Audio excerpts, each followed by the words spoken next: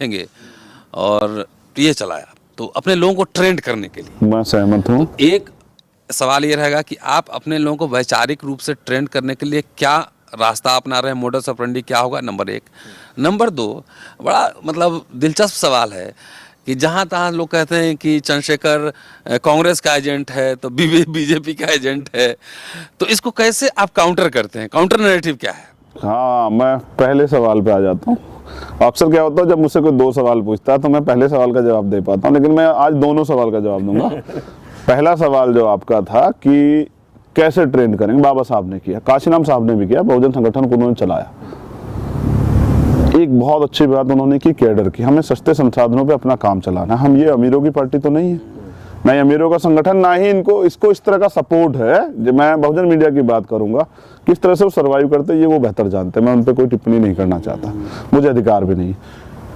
तो हम कैडर का प्रोग्राम हमने चलाया है। कैडर से क्या ना, पहले जो लोग नेतृत्व कर रहे हैं उनको तैयार किया जाए और वो फिर गांव-गांव जाके समाज को तैयार करें। जैसे ना बिकने वाला समाज एक बड़ा आंदोलन काशीराम साहब ने बनाया, तो ना बिकने वाले समाज के साथ अभी मुझे लगता है लीगल पर्सपेक्टिव पे ज्यादा काम करने की जरूरत है, क्योंकि मैंने महसूस किया, मैं खुद एक एडवोकेट हूँ, हमारे लोग एफआईआर भी नहीं लिखवा पाते, एफआईआर की लैंग्वेज उनको नहीं पता, अंत क्या हुआ, कोर्ट में एफआईआर नहीं टिक पाती, जबकि दुर्घटनाएं बहुत बड़ी बड़ी होती है।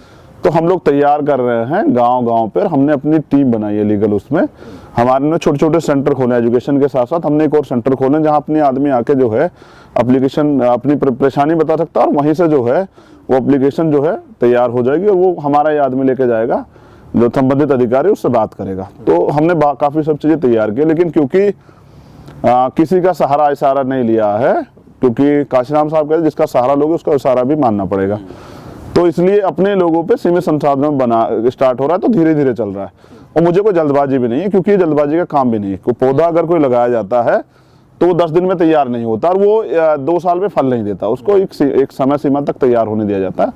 इसको तैयार होने में थोड़ा समय लगेगा, लेकिन इससे फल जरूर मिलेगा। अब हम दूसरे सवाल की बात करते हैं।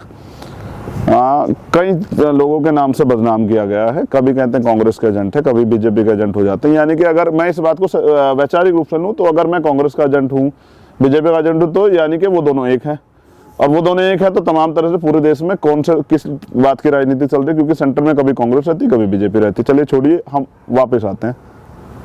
अगर वो इतने बनाने वाले होते तो कुछ और क्यों ना बना लेते वो अपने आप ही क्यों ना बना लेते। आप समझ रहे हैं, कोई किसी को नहीं बना सकता और कोई किसी को नहीं हटा सकता है।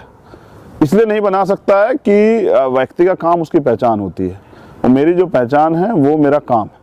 मैं काम बंद कर दूंगा तो विश्वास कीजिए आप भी मुझे अपने चैनल पे नहीं बुलाएंगे, क्योंकि नकारा लोगों को कौन बुलाता है।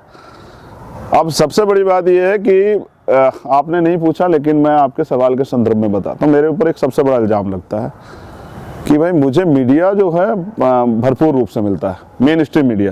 कहने का मतलब वही था, हाँ, जो किसी और नेता को नहीं मिलता है।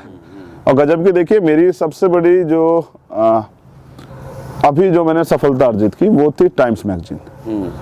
और टाइम्स मैगजीन को मैं समझाता 193 देश दुनिया के, जिनमें से 16 को चिन्हित किया गया, यानी कि 2 देश में से एक व्यक्ति, और इंडिया से मैं एकमात्र व्यक्ति। और यानी कि पूरी मीडिया में चर्चा होनी चाहिए। तो आप देखिए कि सिर्फ कास्टिज्म की वजह से, और ये एक बड़ा कार्य था जिससे कि तमाम लोगों को दिक्कत होती, तो मैं आलोचना का भी शिकार हो रहा हूँ। जो कुछ चला रहे, बाकी कोई कुछ चला ही नहीं रहा था। मैं तो धन्यवाद करता हूँ जिन लोगों ने आलोचना भी की, क्योंकि आज हम उनके कैमरे में आए तो सही, कम से कम आज वो बहुजन समाज के, यानी कि चलिए मैं दलितों की बात करूं, दलितों को नोटिस तो कर रहे हैं, जिनको बराबर भी नहीं बिठाया जाता था, आज उनकी चर्चा हो रही है। तो ये चर्चा बहुत मेरे लिए महत्वपूर्ण है। बाकी उनके कैमरे में हम आगे हैं तो अब उनके दिलों में नहीं जाना है, उनके दिमाग में हमको परमानेंट रहना चाहिए। तो इसलिए मैं उनको अवसर दूंगा कि उनको भविष्य में भी ऐसे अवसर मिले कि उनके पेट का दर्द जो है वो बढ़ता रहे और वो हमारी आलोचना करते हैं। कम से कम हमारे लोगों को पता तो लगता रहे कि ये मीडिया का चाल चलित उनको पता लगना चाहिए। तो मैं इस पे इतना ही कहना चाहूंगा कि जहां मतलब देश के लिए गौरव की बात थी, और इससे ये भी संदेश जाता कि देखिए वहां मतलब शेड्यूल कास्ट के लोग भी तरक्की कर रहे हैं, लेकिन नहीं मिल पाया। तो मुझे इससे दुख नहीं, बहुजन मीडिया ने बहुत चला, ये बहुत है, और हमने सोशल मीडिया से चला दिया, हमारे लोगों ने चला दिया, वो बहुत है। तो जिनके लिए लड़ रहे हैं उनको पता है कि उनको सम्मान मिल रहा है, ये उनके लिए, उनको आगे बढ़ने का हौसला देने के लिए बहुत है।